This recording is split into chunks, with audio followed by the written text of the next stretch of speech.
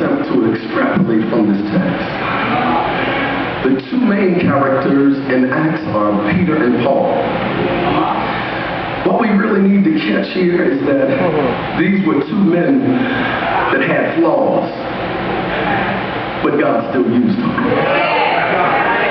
I don't know about you, but when I read about men like this in the Bible, it encourages me because I know I'm saved, but I still got some issues. Is there anybody here that'll be honest this afternoon and say, yeah, I thank God I'm saved, but I still got,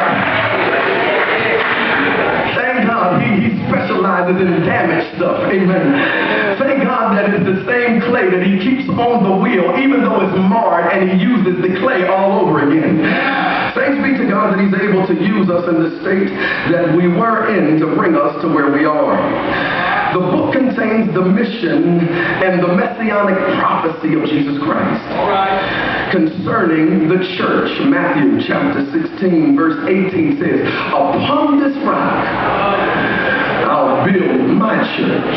Please understand something. The church is not yours by ownership. It's yours by stewardship. It's his because he died for it.